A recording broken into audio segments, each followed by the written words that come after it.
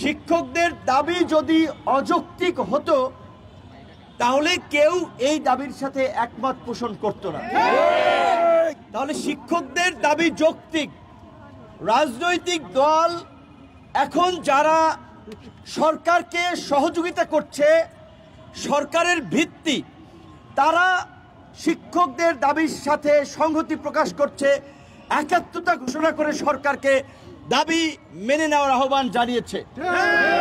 এমনকি আগামী ফেব্রুয়ারির প্রথম সপ্তাহে নির্বাচন হলে এই যে আপনাদের সাথে যে সমস্ত দলগুলো একাত্মতা পোষণ করেছে তাদের প্রতিনিধিরাই সংসদে থাকবে, সরকার পরিচালনা করবে।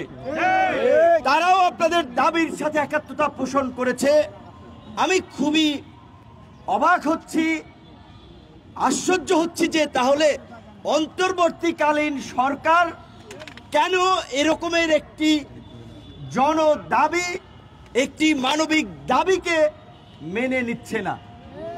তারা তো 5 বছর থাকবে না যে তাদের এত কিছু চিন্তা করতে হবে। যারা পরিচালনা করবে, সরকার গঠন করবে, সেই সমস্ত রাজনৈতিক দলের প্রতিনিধিরা ইতিমধ্যেই তাদের দলীয় ফোরামেও ঘোষণা দিয়েছে শিক্ষাকে তারা জাতীয়করণ করবে, শিক্ষকদের মর্যাদাকে উন্নীত করবে, বেতন ভাতা সুযোগ সুবিধা বৃদ্ধি করবে। সেই জায়গা থেকে বাড়ি ভাড়া, তাদের 1500 টাকা চিকিৎসা ভাতা এবং 3 নম্বর দাবিটির জন্য ওদেরকে বলতে একটু না মুখটা ধুয়ে নিয়ে আসো।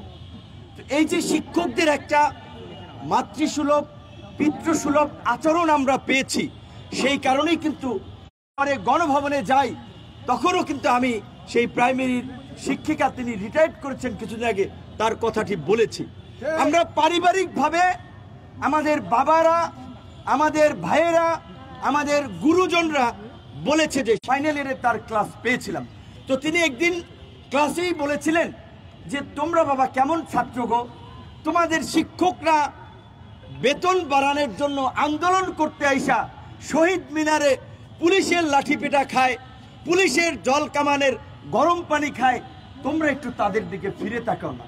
তোমরা দেশের শ্রেষ্ঠ বিশ্ববিদ্যালয়ের ছাত্র, তোমরা কি নিজেদেরকে মানবিক শিক্ষার্থী মনে করো?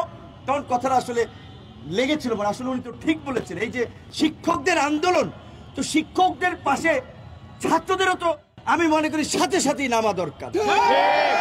শিক্ষকরা এখানে আন্দোলন করছে, এই দাবি দেওয়া না দেয় শান্তিপূর্ণভাবে। শিক্ষকরা সংঘাত সহিংসতাকে পছন্দ করেন না, তারা এটা সমর্থনও করেন না। তারা যে শান্তিপূর্ণ আন্দোলন করছে, তাদের ছাত্রদের স্বপ্রণোদিত হয়ে ঘোষণা দেওয়া উচিত ছিল আমাদের শিক্ষকরা শহীদ মিনারে রোদের মধ্যে, ধুলাবালির মধ্যে তাদের 2 পয়সা বেতনের দাবিতে, যেটা একেবারেই একটা ন্যূনতম সুযোগ সুবিধা,